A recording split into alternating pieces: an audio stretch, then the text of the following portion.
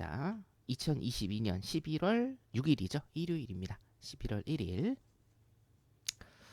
주말 특강 시작하도록 하겠습니다. 앞으로 페드는 어떻게 갈 것인가에 대한 내용이고요. 오늘 해야 될 게 엄청 많습니다. 오늘 해야 될 게 굉장히 많거든요. 이거 지금 제가 하루 반 준비했습니다. 예, 이거 제가 하루 반 준비했는데 여러분들 집중해서 들으시기 바라겠고, 제가 한 말씀 더 드리면 제가 주말 특강은 원래 1시간 내로 끝내려고 정말 무진장 애를 많이 씁니다. 1시간 내로 끝낸 적은 없는데요. 오늘 이거 1시간 넘어갑니다. 아셨죠? 1시간 넘어가는데 솔직히 중간에 들으시다가 나가시는 분들 별로 제가 좋게는 안 봐요. 물론 사정이 있으십니다만. 자, 중간에 보다가 나가셔야 될 분은 저한테 한번 띄워주세요. 무슨 일이 있어서 좀 나가게 됐다고. 그럼 저도 기분이 덜 나쁘고. 자, 중간에 그냥 나는 그냥 들어왔는데 뭐 한두 시간 이거 들을 그런 의지가 없다 하시는 분은 지금 나가세요. 빨리. 아셨죠? 오케이? 시작합니다. 11월 16일 주말 특강입니다. 앞으로 페드는 어떻게 갈 것인가? 주말 특강 공개 방송 시작합니다. 참고로 주말 특강 공개 방송은 제가 정회원 분들은요.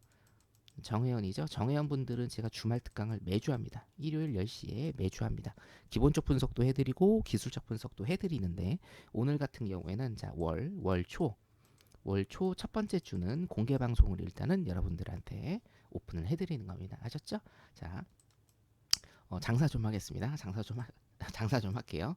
자, 정혜연하고 우리 이제 무료방에 계신 분들 다 똑같은 제 회원들이세요. 예, 굉장히 제가 소중한, 저를 선택해 주셨으니까 소중한 회원들이신데, 일단은 이 모든 것들이 사실은 제가 준비를 하고 자료를 분석하고 자료를 다운받고 이런 것들이 사실은 돈이 다 들어요. 제가 말씀드렸죠. 똑방에 한 일주일 이상 계신 분들은 보셨을 거예요. 돈이 다 듭니다. 레포트 같은 경우에도 제가 돈 내고 보는 겁니다. 그렇기 때문에 2년 넘게, 주말 특강 같은 경우에는 지금 3년째 하고 있네요. 주말 특강을 제가 2019년도 12월에 시작을 했으니까 지금 거의 3년이 됐습니다. 그렇죠? 35개월이 됐는데, 지금 저번 달부터 주말 특강을 정방으로 돌렸고, 제가 근 34개월을 무료로 그냥 해드렸는데, 이제는 이제 인플레이션도 오고 그래서 저도 어쩔 수가 없어서 일단은 정방에다 해드립니다. 아셨죠? 네. 만약에 이거를 매주 듣고 싶다, 기술적 분석까지, 차트 기술적 분석까지 매주 듣고 싶다, 그리고 여러분들은 항상 선택을 하시는 거예요. 제가 아까 톡방에도 올려드렸는데, 이런 말씀 하시더라고요. 아까 이제 톡방 보신 분들은 아실 것 같은데요. 아니, 그렇게 잘하면, 혼자 하지, 왜 이런 걸 하느냐, 왜 주말 특강 이런 걸 하느냐. 주말 특강을 공개 방송으로 해주는데도 지랄이야. 아주, 그죠? 예, 근데, 자원봉사단체냐고 저한테 말을 하는데요. 저 자원봉사단체 아닙니다. 돈 받고 합니다. 회비 받고 여러분들한테 해드리는 거예요. 자, 회비 받고 여러분들한테 해드리면 회비 이상으로 뽑아드려야 됩니다. 그렇죠? 예. 그렇기 때문에 오해하지 마세요. 저 여러분들 뭐 꼬시려고 이거 공짜로 해드리는 거 아닙니다. 예? 저 돈 받고 합니다. 아시겠죠? 네. 프로는요, 제가 항상 말씀드리죠. 정현 방송에서 제가 항상 말씀드리잖아요. 프로는 연봉으로 얘기하는 겁니다. 프로야구 선수들이요, 실력 연봉으로 얘기하는 거예요. 그렇죠? 예. 여러분들도 회사에서 뭘로 얘기합니까? 내 실력이 뛰어나다고 내가 짓거리면 내 실력이 뛰어난가요? 아니죠.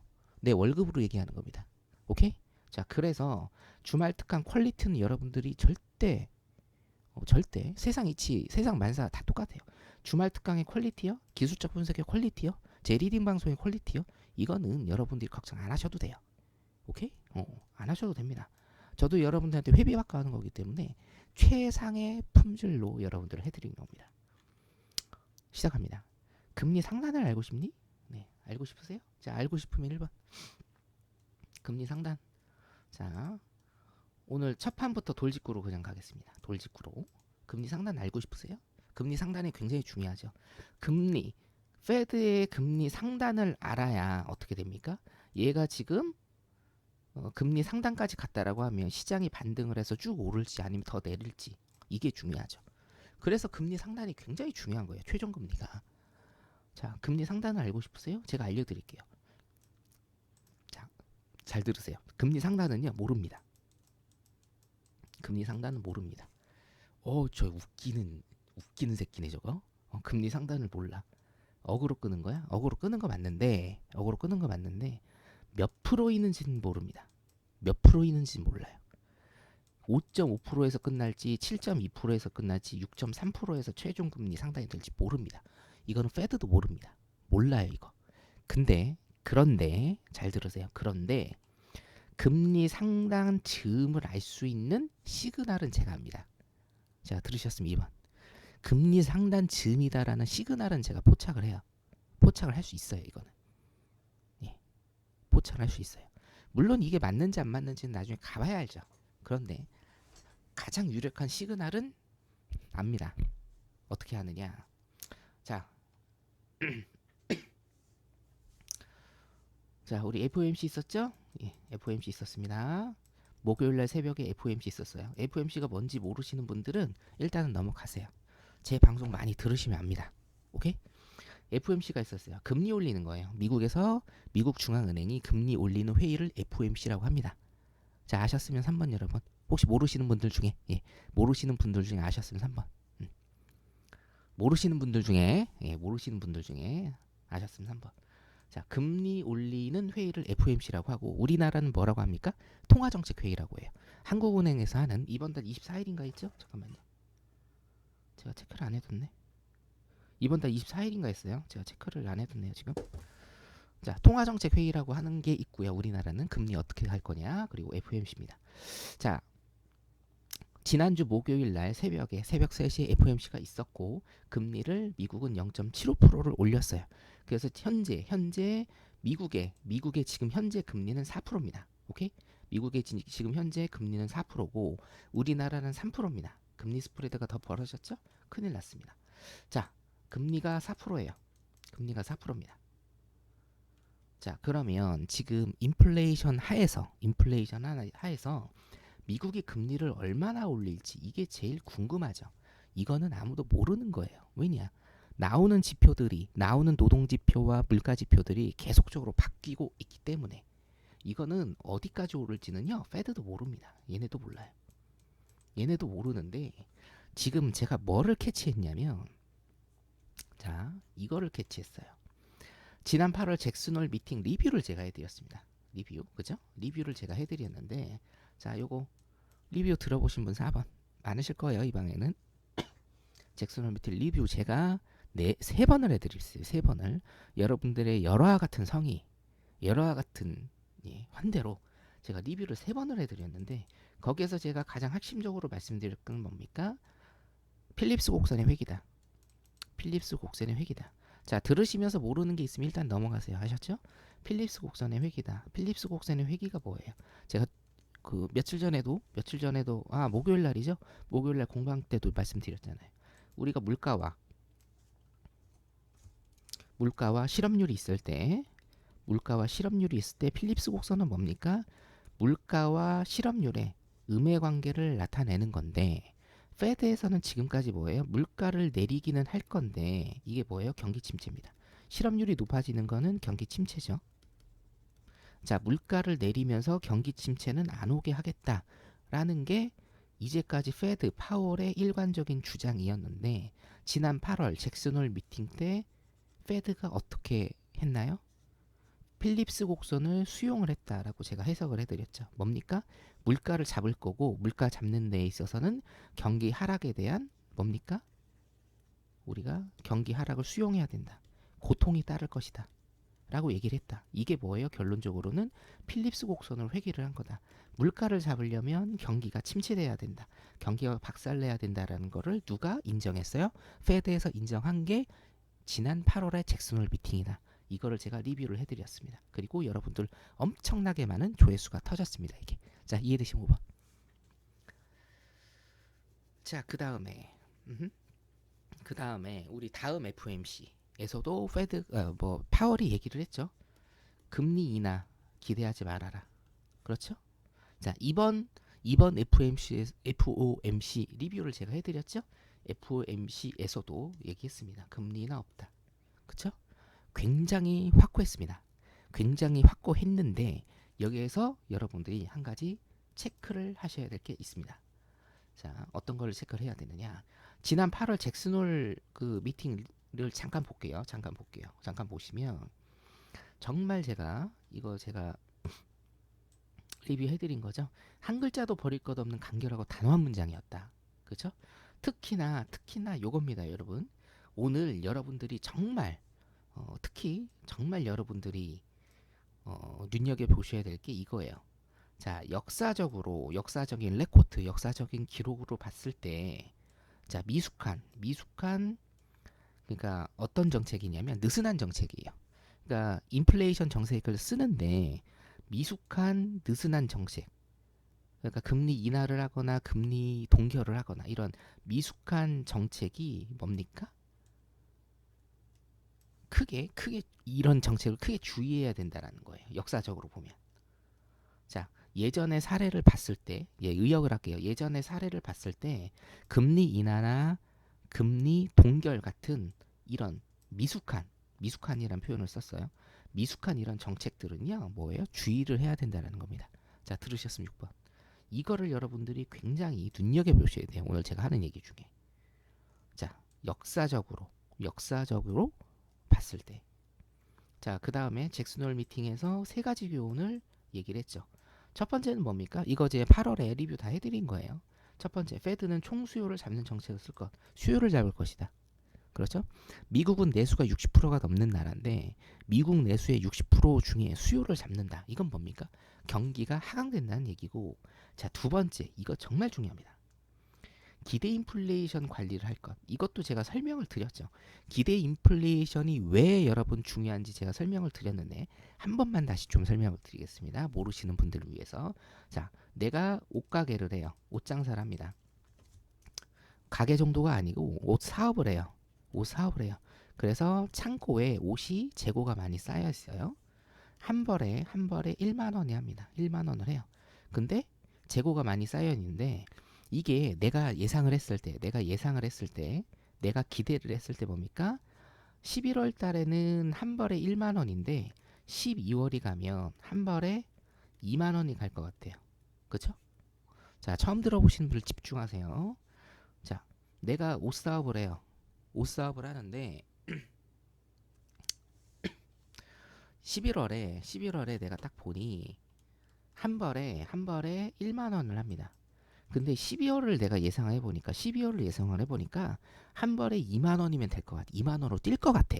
자, 그럼 나는 현재 11월에 시장에 이 옷을 공급을 합니까 안 합니까? 한다 1번 안 한다 2번.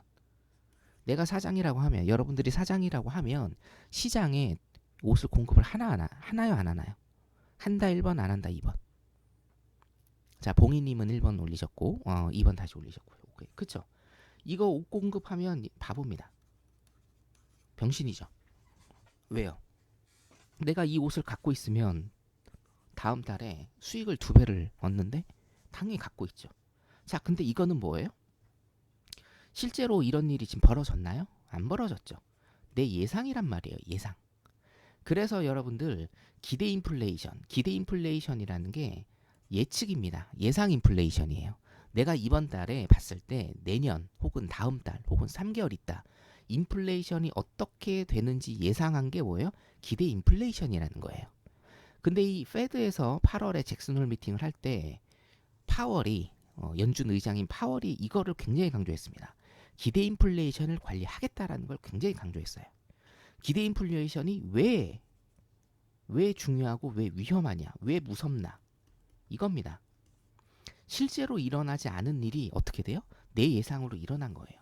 실제로 다음 달에 인플레이션이 뜰 수도 있고 가라앉을 수도 있는데 나는 그냥 예상을 하는 거예요. 다음 달에 인플레이션이 올라서 한 벌에 1만 원 하던 게 2만 원으로 올라갈 거야. 그러니까 나는 뭡니까? 미래 예측이 내 현재 행동에 영향을 미치는 거예요. 나는 시장에 옷 공급을 안 합니다. 옷을 공급을 안 하면 어떻게 돼요? 가격이 올라가죠. 자, 이해되시면 3번. 수요 공급 법칙에 의해서 공급이 낮아지면 어떻게 됩니까? 공급이 낮아지면 어떻게 돼요? 가격이 올라가지. 그러니까 뭐예요? 나는 예상을 했어요. 예상이 현실이 되는 거예요. 그래서 기대 인플레이션이 엄청 중요하고 엄청나게 무서운 겁니다. 이해되시면 4번. 그리고 페드에서 8월에 잭슨홀 미팅에서 파월이 이 얘기를 한 거예요. 기대 인플레이션 관리를 하겠다라고 하면서 뭐를 얘기했나요?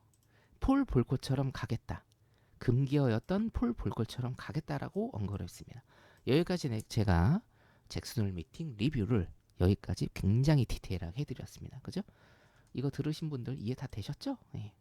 못 들으신 분들은 지금 이제 방에 처음 들어오시거나 저를 처음 만나시거나 아니면 제 주말 특강을 처음 들으시는 분들은 지금부터 시작입니다. 예. 원래 계셨던 분들도 처음부터 알았던 거 아니에요. 저랑 같이 몇 달 동안 하면서 실력이 쌓이신 겁니다. 아셨죠? 자, 처음 들어오신 분들 아셨으면 5번.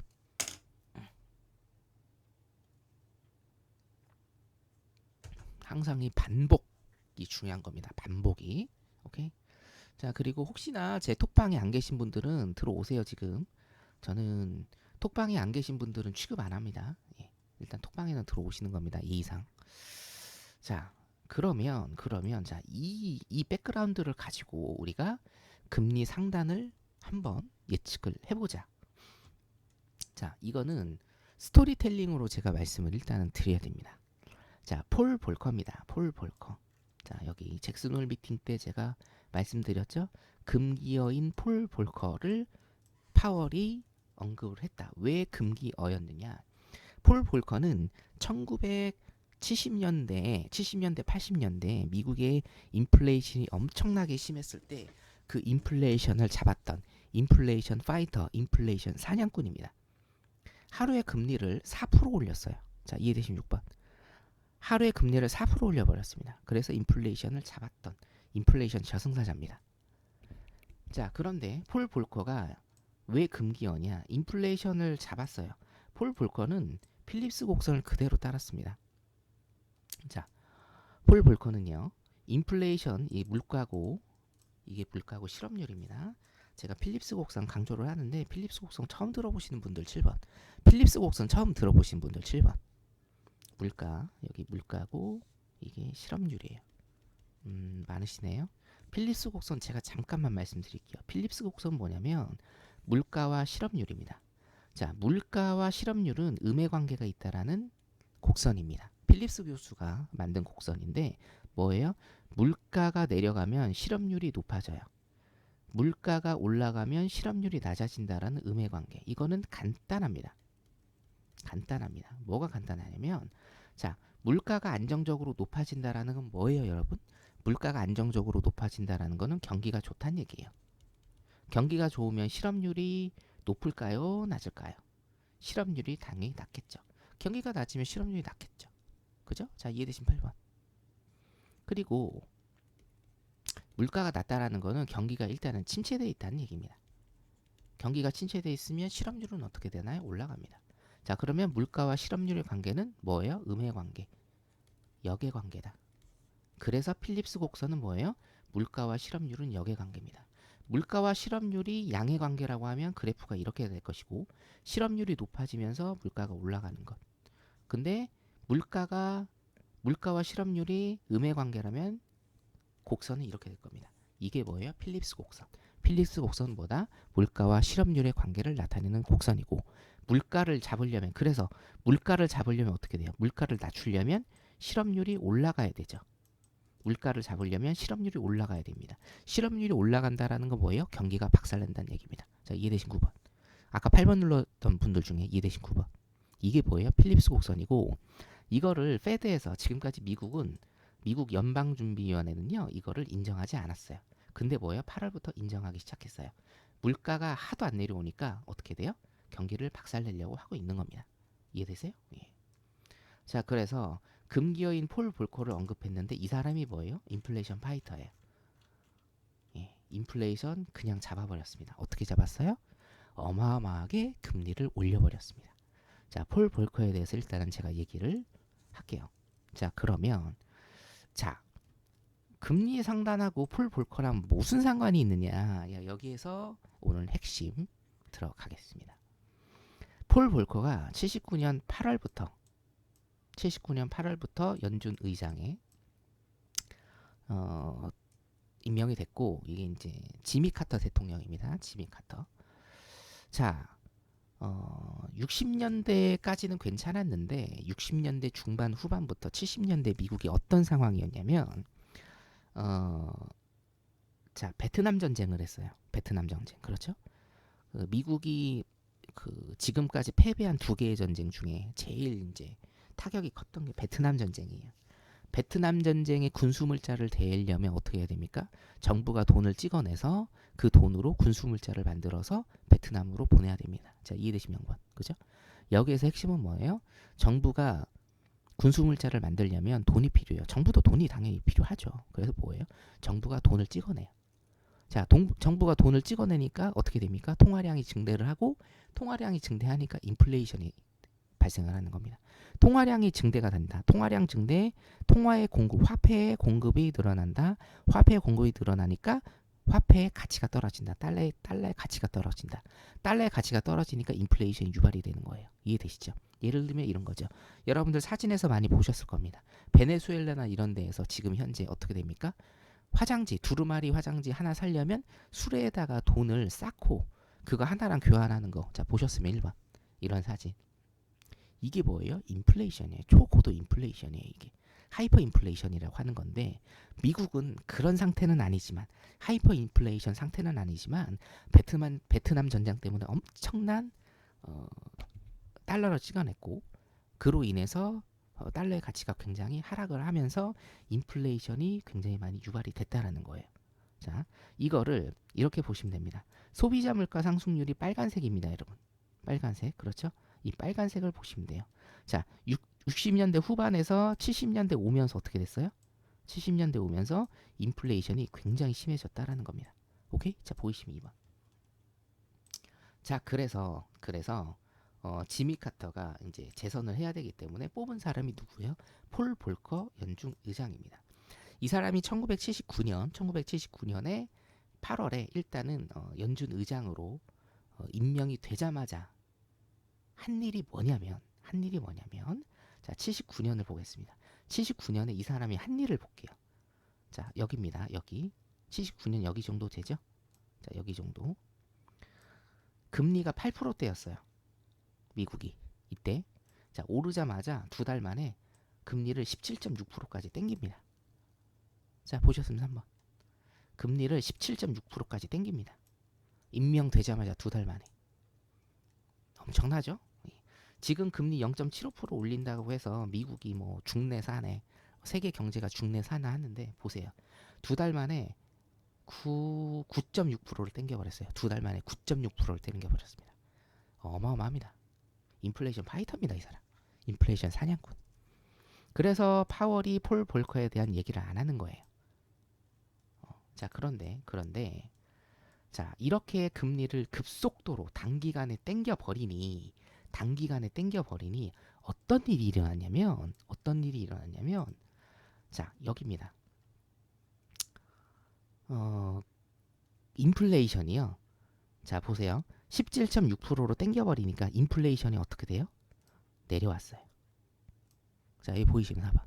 인플레이션이요. 내려왔습니다. 상식적이죠. 필립스 곡선에 따르는 겁니다. 제가 항상 말씀드리는 겁니다.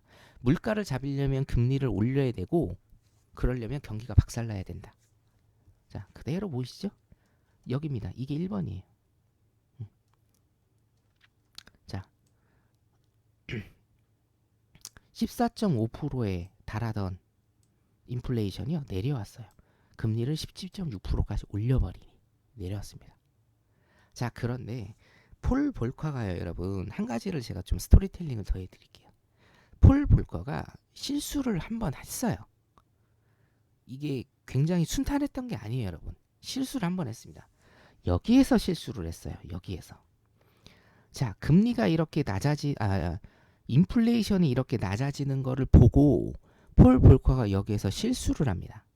무슨 실수를 하냐면 1번, 이 네모박스 1번의 실수를 해요. 이게 뭐냐면요. 금리를 17.6%까지 끌어올렸던 금리를요. 9%까지 내려버립니다. 80년 7월에. 자, 보이시면 5번. 이게 첫 번째 1번 네모박스입니다. 제가 그어드린. 제가 다 긋는 거고요, 여러분. 다 제가 돈 주고 사는 겁니다, 이 자료. 진짜로. 그래서 정혜원 방으로 돌릴 수밖에 없고 죄송한데 진짜 여러분들 저랑 약속 하나 하죠. 오늘 이 주말 특강이 끝나고 이 주말 특강 너무 좋았으면 굿이라고 한마디 해주시고 너무 좋았다고 한마디 해주시고 톡방에다가 정말 쓰레기 같다. 너 이거 돈 주고 내가 못 듣겠다. 너 이거를 왜 이렇게 자랑질을 하느냐라고 하면 욕하고 나가세요. 욕하고 안 나가면 제가 내보내게 하니까 욕하고 나가세요. 아셨죠? 자, 톡방에다가 나중에 장사 좀 하겠습니다. 중간중간에 여러분 PPL이 들어갑니다. 중간중간에. 자, 금리를 9%대로 내려버립니다. 이게 첫 번째 실수예요. 자, 금리를 9%대로 내려버리니까 이때 인플레이션이 어떻게 됐냐면 이겁니다. 인플레이션이 12%로 고정이 돼버렸어요. 자, 이해되시면 1번 다시. 자, 금리를 내렸어요. 인플레가 조금 잡히네? 인플레가 지금 조금 내려오네? 라는 생각으로 폴 볼커가 여기에서 실수를 한번 한 거예요. 이거는 실수가 맞아요. 왜냐면 제가 폴 볼커 자서전이나 이런 거를 좀 많이 읽어봤기 때문에 요거는 자기 실수를 일단 인정을 합니다. 자, 9%로 금리를 내려버리니까 인플레가 12%로 어떻게 돼요? 고정이 돼버립니다. 고정이 돼버려요. 그래서 폴 볼커는요 정말 대단한 사람입니다. 어떻게 했습니까? 2번 박스로 왔습니다. 자, 1년 만에 금리를요 10.1%를 올려버립니다. 자, 보이시면 1번, 2번이에요. 자, 이게 지금 여러분들 그래프가 되게 복잡하게 돼 있는데 제가 그래가지고 여러분들 이거 제가 그린 겁니다. 1번, 2번, 3번 보시면 돼요. 1번, 2번, 3번 보시면 돼요. 1번 뭐예요? 금리를 내렸더니 인플레가 안 떨어져요. 고정이 돼버렸어요. 그러니까 뭡니까? 1년도 안 돼서 금리를 10.1%를 땡겨버렸어요. 근데 중요한 건 뭐냐면요, 여러분. 이 실효금리라는 게 있는데 이거는 실효금리입니다. 이 실제 기준금리는 이거보다 더 높아요. 20%가 넘어갑니다. 20%가 넘어가요. 그리고 이때 여러분들 얼마나 어처구니 없는 일이 벌어졌는지 제가 말씀을 드릴게요. 자, 19.1% 금리를 그냥 올려버립니다. 금리 올려버리니까 이거예요. 이거. 금리를 올려버리면 빨간색 선을 보시는 거예요, 여러분. 19.1%로 금리를 올리니까 어떻게 돼요? 인플레이션이 10% 이하로 내려왔어요. 자, 보이시면 2번. 깔쌈하죠? 까리합니다. 금리를 왜 올리는지 여러분들 아시겠죠? 그리고 여담으로 금리를 왜 안 올리면 어떻게 되는지 제가 저번 주 금요일 날 공방에서 설명드렸어요. 뭐를 설명드렸나요? 스태그플레이션과 장기 필립스 곡선. 어떤 정책도 먹히지 않는 장기 필립스 곡선으로 간다. 자, 이거 아시면 3번. 제가 설명드렸죠? 지난주 목요일 날 아침 방송에서 제가 공개 방송에서 설명드렸습니다. 그죠? 안 올리면 이렇게 됩니다. 자, 모르시는 분들은 계속 들으세요, 제 방송. 하여튼 저 욕하시면서 제 방에 계신 분들 되게 많은데 욕은 하지 마. 인간적으로. 자, 들으실 거면 조용히 계세요. 아셨죠? 예. 이게 2번이에요, 여러분. 금리를 10.1% 11개월 만에 올려버리니까 뭡니까? 인플레가 10% 이하로 낮아진 거예요. 대단한 사람입니다. 자, 이거 보세요, 여러분. 예? 파란색 그래프 보세요. 여기서 그냥 땡겨버렸다니까? 9%에서 19.1% 땡겨버렸어요, 그냥. 11개월 만에. 금리를. 자, 이때 미국에 우리나라로 치면 뭐 국민은행, 신한은행 이런 데에서 무슨 일이 일어났는지 아세요? 무슨 일이 일어났는지 아세요? 여러분들, 대출금리가 22%예요. 대출금리가 22%입니다. 여러분 상상 가십니까? 물론 이제 나이 조금 있으신 분들은 상상이 가실 겁니다.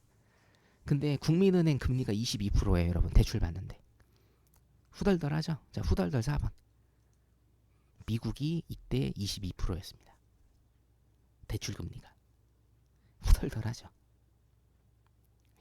후덜덜하죠? 금리를 올리면 왜 경제가 박살나는지 아시겠죠? 그럼에도 불구하고 금리를 올려야 되는 이유를 아시겠죠, 여러분? 자, 이게 2번입니다. 이게 2번. 이게 2번. 자, 그러면 아까 제가 잭슨홀 미팅 리뷰를 왜 했느냐? 잭슨홀 미팅 리뷰를 왜 했느냐? 첫 번째 이거예요. 이제야 이제야 정말 명확해집니다. 이제 진짜 명확해졌어요.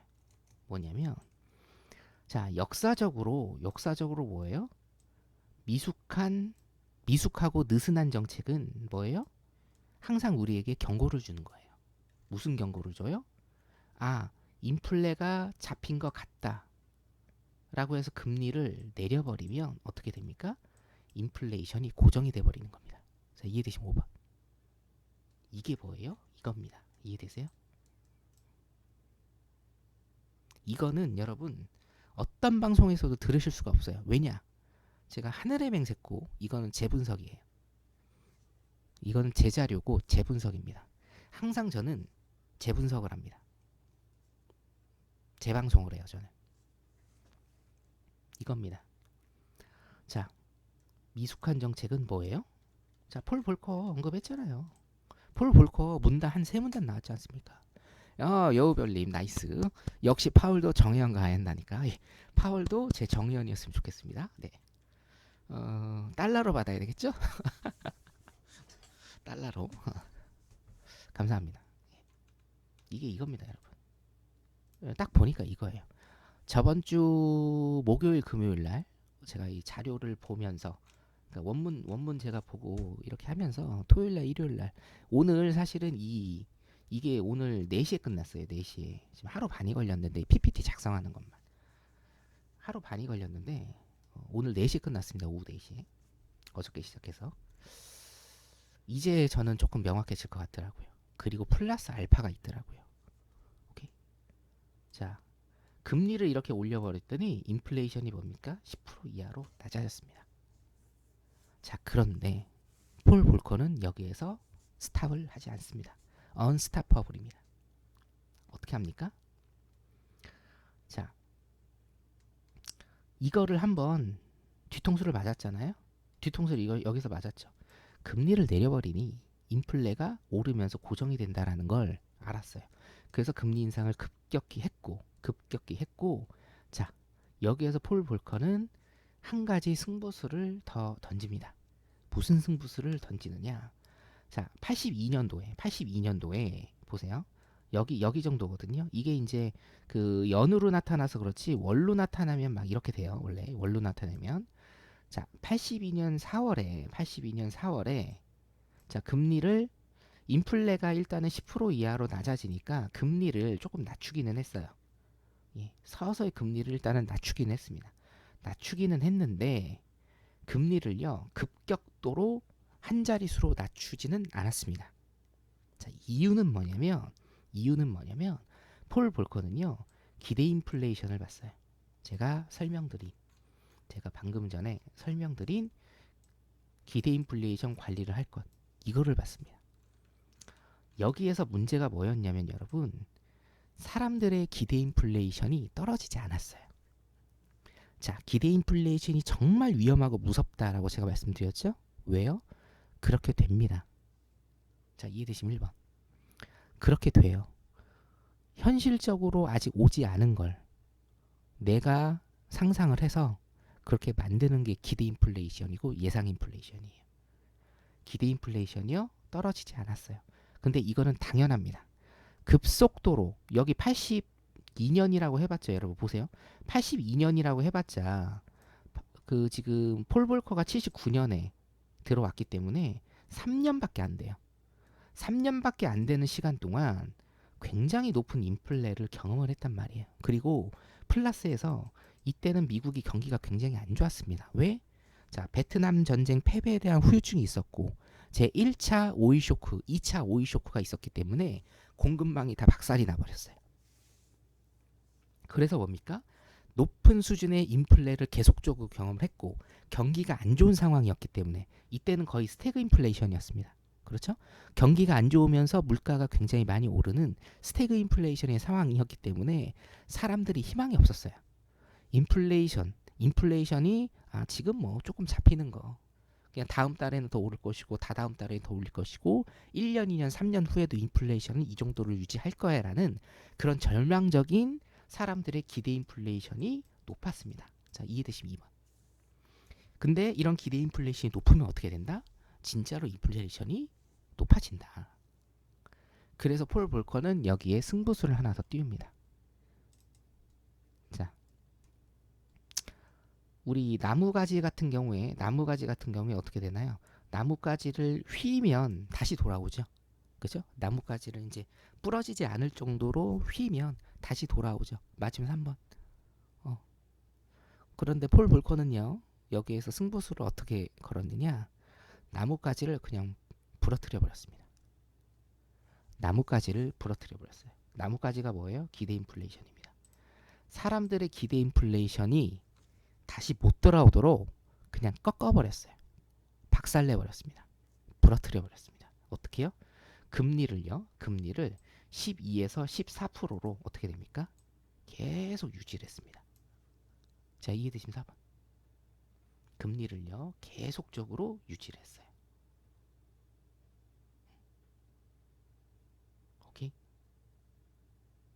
그러면서 뭐예요? 그러면서 물가를 3%대로 잡았습니다. 자, 물가를 3%대로 잡았는데 이때도 뭐예요? 금리는요 8에서 11%를 유지했습니다. 완전 다 꺾어버렸습니다. 자, 이해되시면 5번.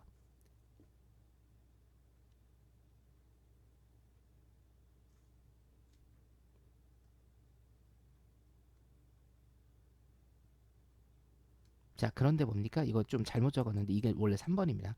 3번 박스. 85년에 보세요.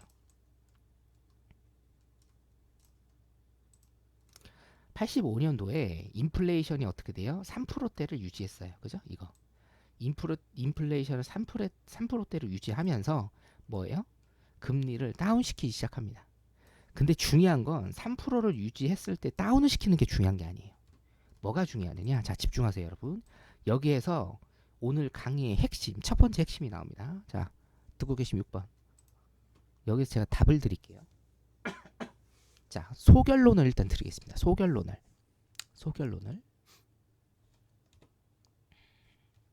자, 어떻게 됩니까? 인플레이션이 여기 잡혔어요. 일단은 잡혔죠. 여기 잡혔죠. 인플레이션이 오를 때는 어떻게 했어요? 금리를 올려버렸습니다. 인플레이션이 오를 때는 어떻게 됐어요? 금리를 올려버렸어요. 그죠? 예, 보이시면 7번. 이게 뭐예요? 미국의 학습 효과입니다. 자, 폴 볼커는 여기에서 끝났고, 폴 볼커는 여기에서 끝났습니다. 여기에서 끝나고 어떻게 돼요? 인플레이션이 낮아지면 살짝 내리고 어떻게 됐습니까? 조금 오를 기미가 있으면요, 금리를 올려버렸고요. 자, 보이세요? 보이시죠? 이게 뭡니까? 이거예요. 금리를 인하는 해요. 우리도 금리 인하할 겁니다. 좀 이따. 좀 몇 년 있다. 미국도 인하할 거예요. 몇 년 있다.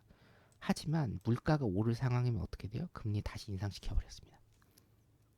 처절하게 물가를 금리로 그냥 100% 다 잡은 겁니다. 자, 이해되신 8번.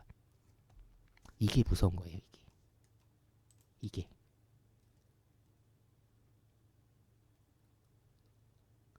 자, 여기에서 대결론을 제가 하나 내려드릴게요. 대결론.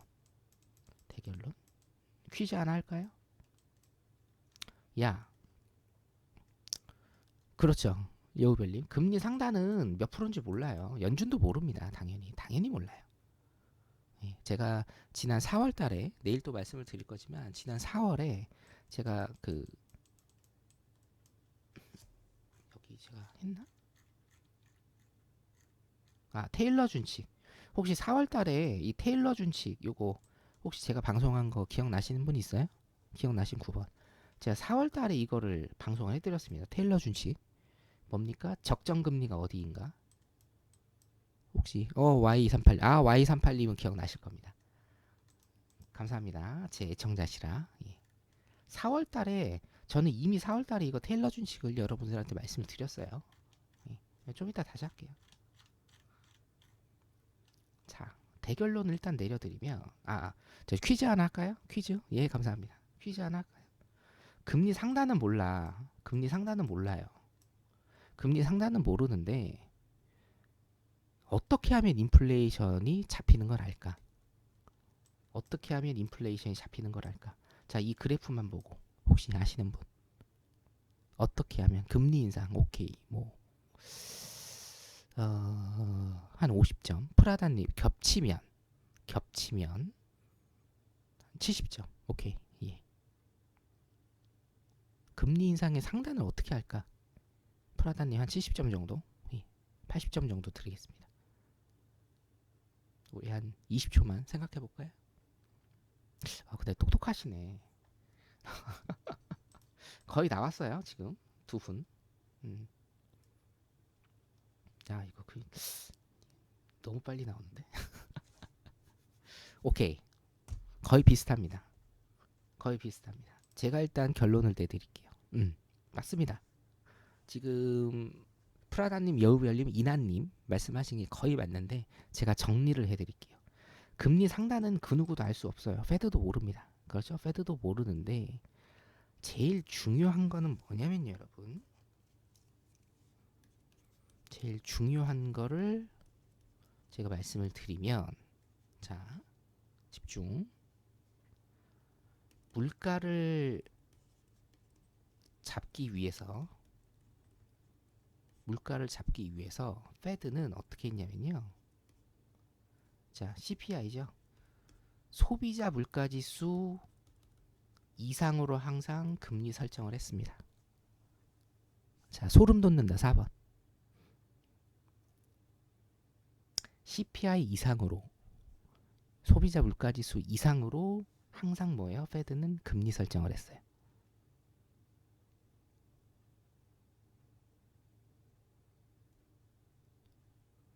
이거는 순전히 재분석입니다. 100% 로우하게.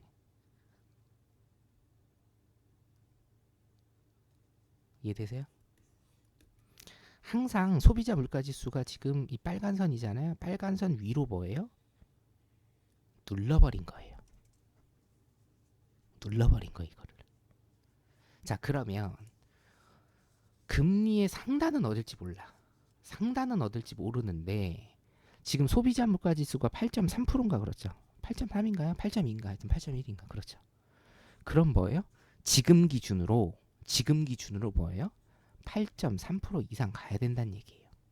자, 이해되신 5번. 그리고 어차피 이 금리를 올리게 되면 소비자 물가지수는 낮게 책정이 될 건데 낮아집니다. 낮아지는데 이게 제가 보기에는 5% 정도에서 지금 계속 고금리로 고물가로 고정될 확률이 굉장히 많다고 제가 말씀드렸죠. 5에서 6%로. 그럼 뭐예요? 최종 금리는요. 이거 이상 간다는 얘기예요. 왜? 이걸로 찍어 눌러야 되니까. 이해되시죠?